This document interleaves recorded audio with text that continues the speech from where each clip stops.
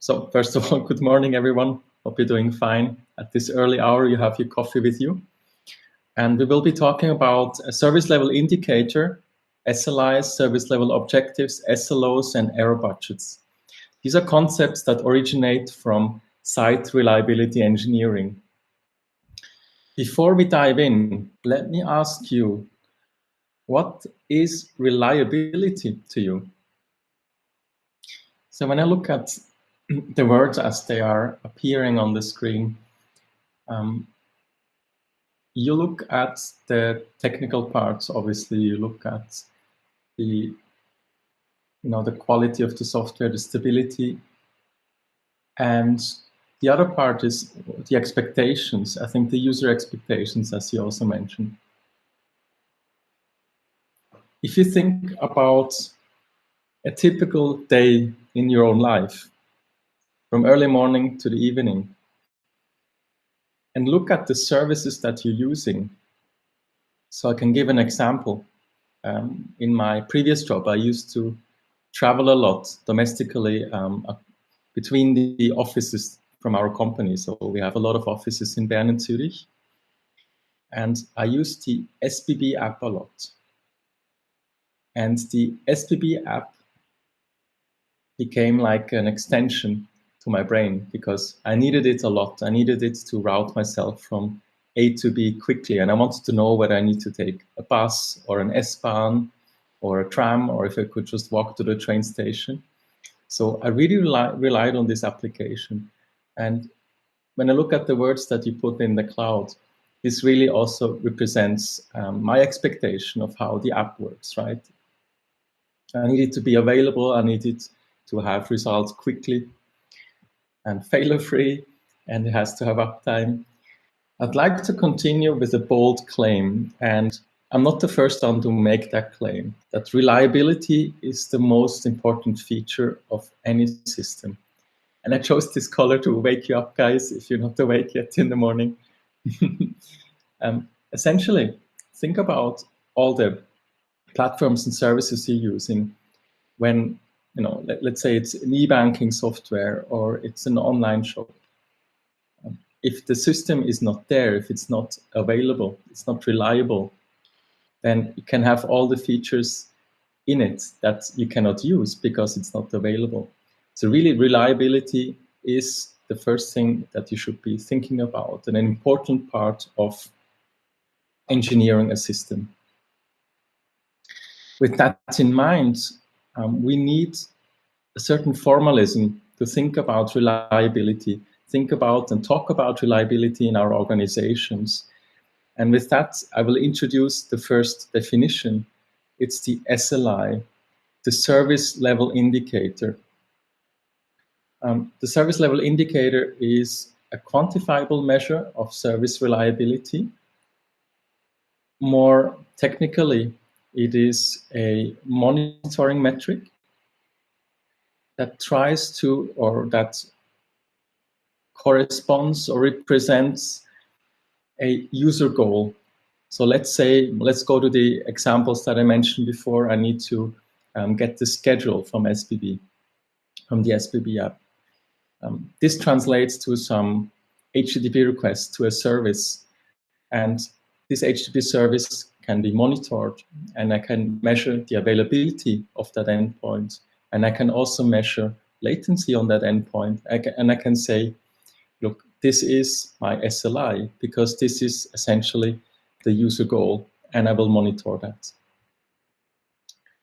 With the SLI established, I'm also needing some sort of threshold where I say, okay, this is a good outcome, or this is a not so good outcome. And with that, we have the SLO, the service level objective, which sets a reliability target for an SLI. So an SLO is always determined with respect to an SLI, and then sets a target. Let's say for availability, I will be talking about nines, right? I would be not talking about 99.9 or 99 or 999, 5 nines, for example, over a certain period of time, typically What's recommended is to use a rolling window of 4 weeks, 28 days. And for latency, you could be thinking about, okay, let's say, okay, I needs to be responding in less than 500 milliseconds, for example, for an HTTP endpoint. So these are typical SLOs you would be defining. So essentially, you're going to look for an SLO that is that makes sure that the customer expectations are barely met.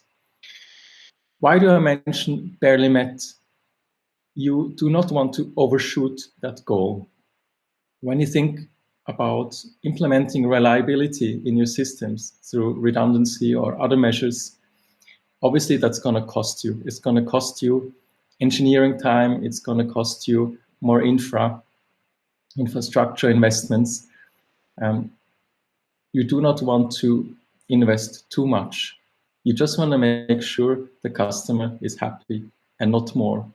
Otherwise, you're going to tip that balance of paying too much without having any tangible benefits from that. With that in mind and with those definitions established, a term you're maybe more familiar with is the SLA. So the SLA is the service level agreement, and it's what you usually agree in a contract with a customer, for example. So in this example, we have the HTTP GET request, and we set an SLO of 200 milliseconds because we know that's the threshold that the customer is happy with. If we go to 300 milliseconds, we will be in violation of an SLA. So an SLA essentially is an SLO with consequences, certain consequences that you agree upon contractually with your customers. You might be wondering why there's a gap between the objective and the agreement. The reason, so the objective would be 200 milliseconds here and the agreement is 300.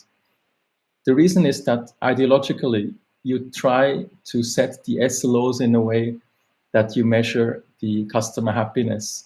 So between 200 and 300 milliseconds, the customer is unhappy, but you're not in violation of the SLA yet, sorry. And which essentially means that you will set the SLOs more ambitiously than the SLA. You're really looking for that spot where you're going to potentially miss the customer happiness, but the platform is still usable, right? So you're not really violating on that SLA that you set out. SLAs you ideally want to have pushed away from the potential. Well, you want to make them as conservative as possible, right? Because if you're going to miss them, you're going to pay or have to pay something, right? You have to carry the consequences. With that established, let me talk about error budgets. So before we had said, okay, there's an SLO, it's a service level objective, it's defined on an SLI. In the example of availability, we will be talking about the 9s. We say 99.9 is our SLO. The error budget is essentially an acceptable level of unreliability. So it is the inverse of the SLO. If you have 99.9 set out as the SLO, the error budget is 0.1. So 0.1% over the time period that you defined is the amount of unreliability that your system is allowed to have. It is a budget. So as the name implies, it's a budget. It's a budget that you can spend. So typically, you are in a relationship between a service provider and a customer, or you are in a relationship where you have, this is at Google now, you have SRE teams and development teams. And the development teams are free to spend the error budget as they want. So they can run risky deployments, they can try things out, they can break stuff as long as they're staying within the SLO, so they can use up the error budget at will. And I find that a very, very powerful concept. So SLO, SLI, error budgets, for me, that's not just monitoring. It is a common agreement between the teams in your organization or across organizations on what kind of reliability is okay and what can I really, how unreliable can I do things? Can I really try out stuff and make new deployments and break things, essentially? When we come to choosing a good SLI, first of all, SLI is defined, normally defined as the ratio between the good events divided by all of the events. So when you think of HTTP, you could say, okay, I'm looking at all the HTTP results, and I take away all the 500 requests, or the ones that result in 500, because they indicate some server error. And the remainder is the good events divided by the valid events. And you will end up with some ratio, right? You will end up with a number like 0.94 or something like that. And that's the formal definition of an SLI. When you look at finding the SLI, so to remind you again, this was mimicking a user goal. You need to look at your monitoring metrics. And typically when you establish your monitoring, you do it the other way around, right? You don't start with the user, but you start with your infrastructure. So at least that's how I typically do it. I start with, okay, I need to monitor the uptime of my MySQL database. And I need to make sure that I'm checking the free space on that volume. So I'm checking really all the technical parts. With the SLI, I have the user as a starting point and the goals of the user as a starting point. And now I need to search for a monitoring metric or a combination of metrics that is representative of that user goal. So in the upper left and upper right corner of this picture, what you see is two different metrics. And the smiley face in blue and the smiley face in orange, which represent the happy and the sad state of the user. And you can see that the top left picture, the monitoring metric that I'm looking at has huge variation. And also it does not correspond well or correlate well with that user happiness. So I would not be choosing that metric. On the top right, I find monitoring metric that corresponds well, that has a very high correlation to the thing that I'm looking for, namely the user happiness. So it is a monitoring metric that I'm more likely to use. When it comes to SLIs, it makes sense to distinguish the different type of services that I have. Very frequently, we're talking about request response. That's also the examples that we mentioned up to now. And I can be looking at availability. So is it up or not? I can be looking at latency. So how fast do I get the responses? And I can be looking at quality. Quality, to give you an example, when you have a service and let's say it's overloaded, I think a good example would be an ad server.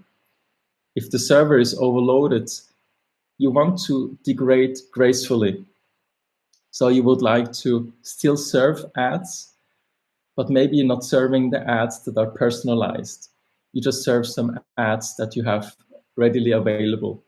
So the service is still available, right? The latency is good, but the quality degrades. The quality of the results that you return degrades.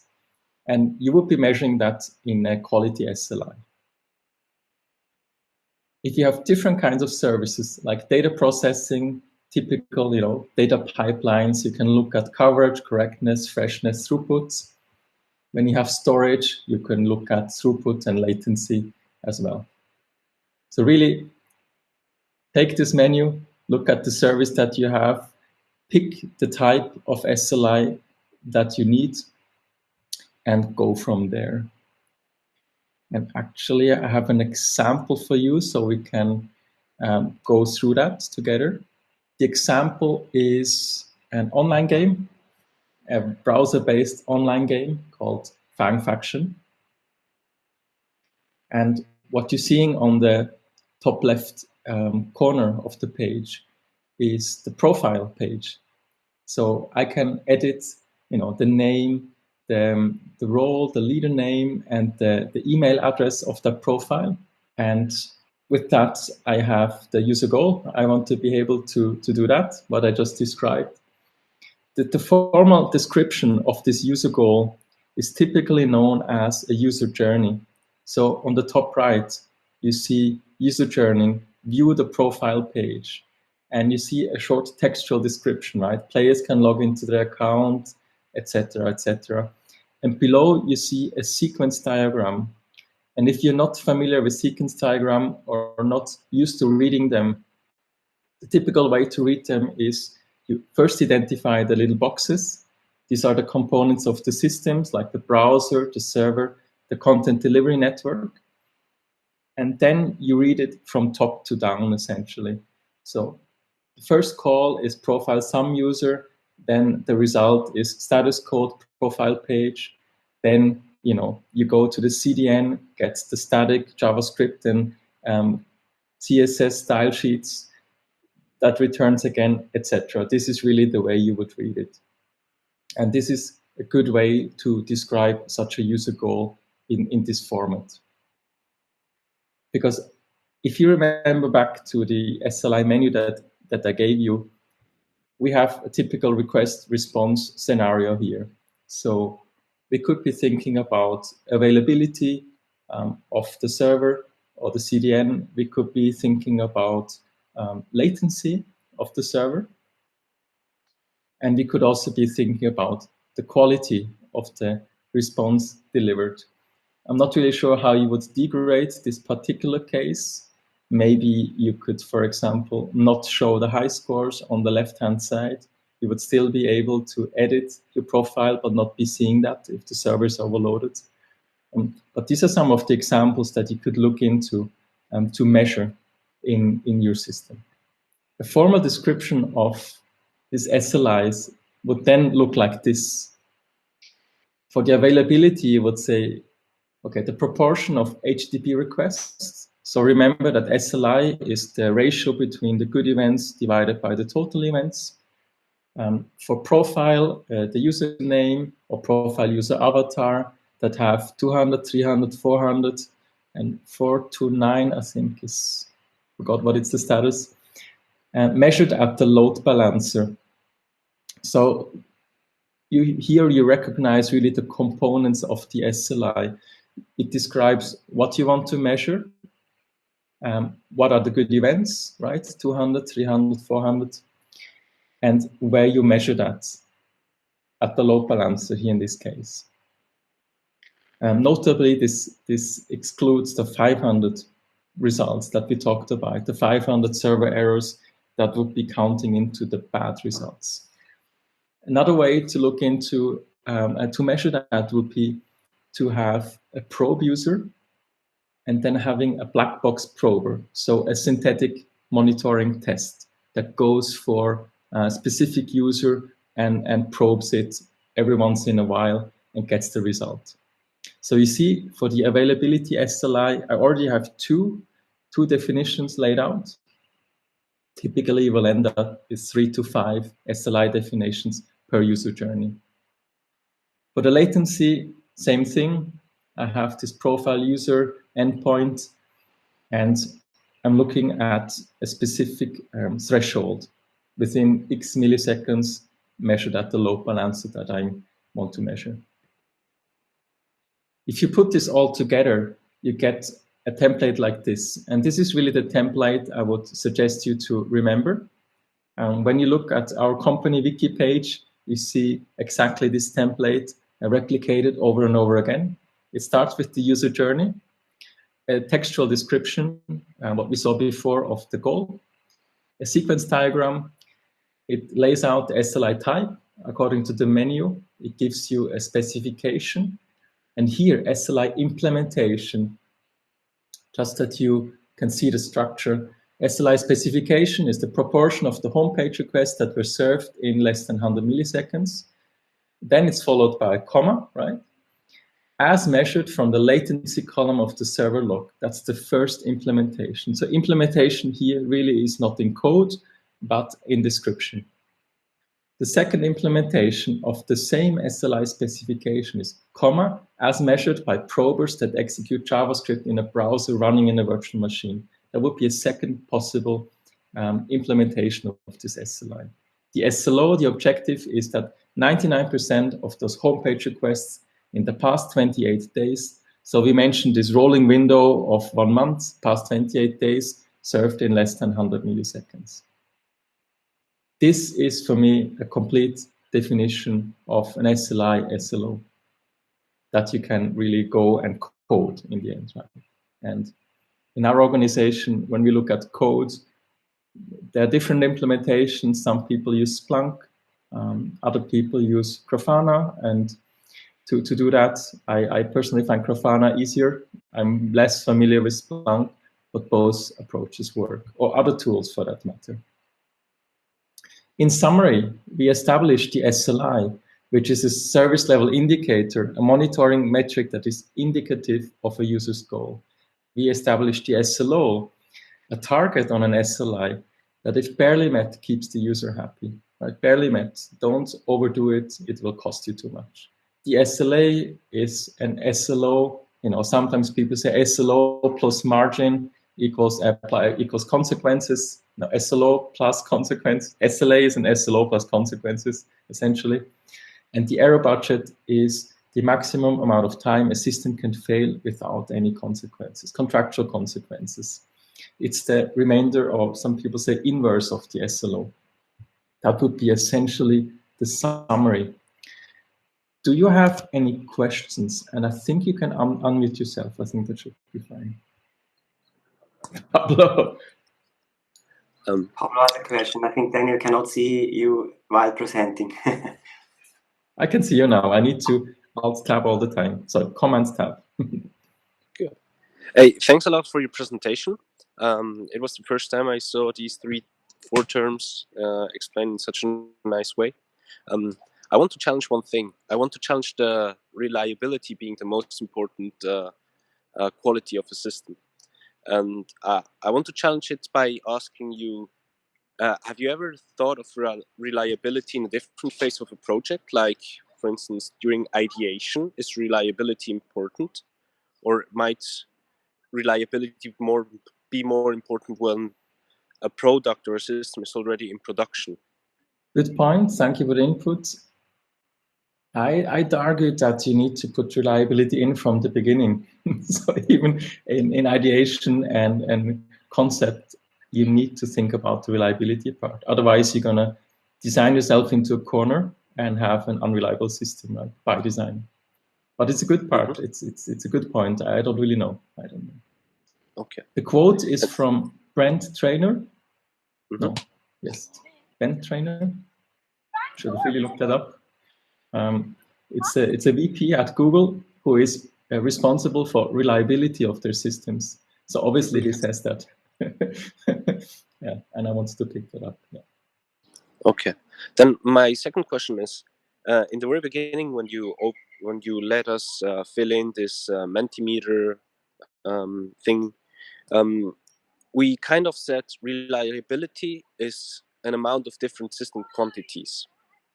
And it might vary from system to system, or it's how it felt for me. So I'd say during prototyping, there are other qualities which are more important than during production. For instance, testability, maintainability might be way more important during production than during prototyping. Changeability might be more important during prototyping. So it's kind of reliability and meta quality, which makes up for some of these other system qualities, which might be even listed in this list of system qualities I'll just put in the chat. What do you think about it? I guess I probably have to look into the Wikipedia article afterwards. But you raise a valid point. You need to scope it, obviously, right? If you look at ideation, you're probably looking at product market fit. That is your most important metric at this point in time. You need to find something that users really want, right? And then you have all the non-functionals that you obviously also cannot ignore. Security, for example. Good point. Thank you, Pablo. You're welcome. Since we are at the end of the time box, if there's any more questions, or maybe those that I missed in the chat, no, I didn't miss anything. I just wanted to wrap up with a list of further information. First of all, the art of the SLOs. It's a set of templates and a set of guidelines to run a workshop. So you've seen that I've taken a lot of material from them, actually, because it's really, really good. I was thinking about creating own content, but I found everything that I was looking for in their templates. I definitely look into that. And there's an SRE course on Coursera that's really good. And obviously, if you're interested in the bigger picture of what is site reliability engineering, you can get the free books also on the website indicated here. I share the links with you afterwards on Meetup and also the slides. And yeah, thank you very much. I'd like to hand over back to Tom. Okay, thank you very much for the presentation, Daniel. So I put in the link for the next meetup, for the Google Cloud meetup. So it's another meetup group because it's Google related. So if you're a member of the Tech Talk group, you may not see the announcement there. So the link is there, and I put also our office ad in. So if you want to see our office and rent some tables at our office, feel free. There is also a video of our office, but you can also see it at the 25th of August at the Google Cloud Meetup, hopefully. Yeah, so thank you very much, and looking forward to some more events. The next one will be combined offline and online, so you can also join online if you don't want to come to Zurich. And we'll be excited to have the apero back. Good, thank you very much, and goodbye. Thanks, guys, and have a good morning and good day.